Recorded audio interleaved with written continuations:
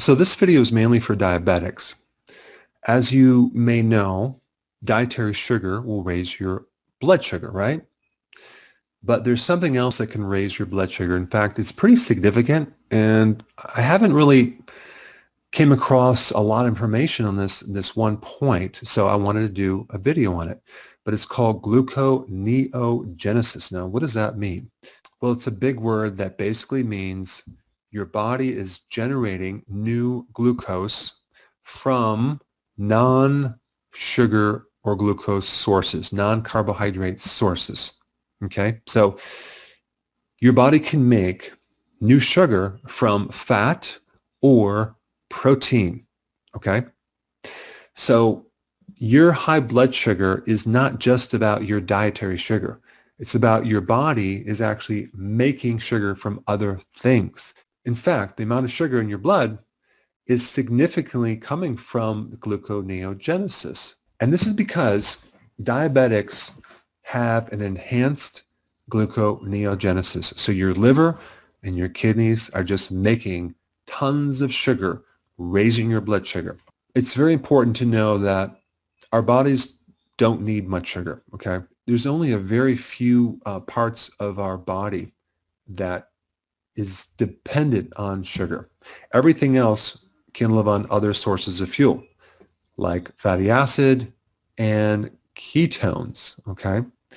But the red blood cell, part of your kidney, number 3, T cells, part of the immune system, and Sertoli cells in your testicles, which basically are those cells that help make sperm, require glucose.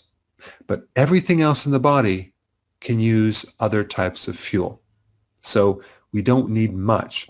And this also means that our body has the ability to make the sugar. The bottom line is we don't need sugar or carbohydrate from our diet in any way, other than maybe some dietary fiber, which is considered a carbohydrate, but our bodies can't even digest that. Our microbes digest that and turn that into various things.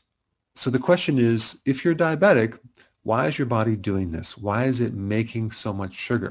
Well, that is because insulin is not working in your body. Even though there might be high levels of insulin in the blood, which is rarely ever tested, you have insulin resistance, so it's dysfunctional. So really, insulin is not doing its job because insulin normally inhibits gluconeogenesis, okay? It actually keeps it in check.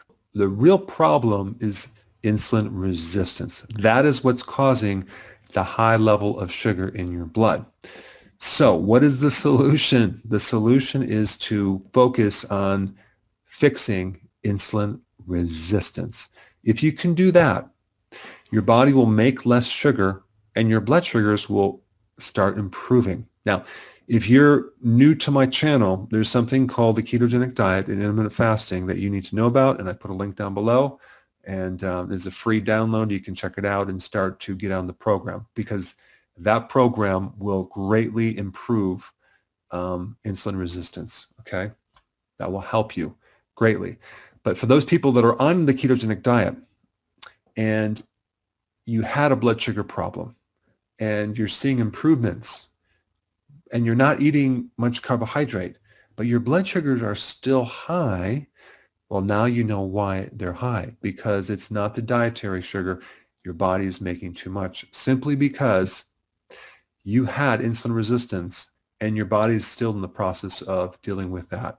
And it does take time to reverse insulin resistance. It could take months. It could take up to 6 months to a year to fully resolve that condition. The key is to not give up, to stay consistent, and to understand what's really going on.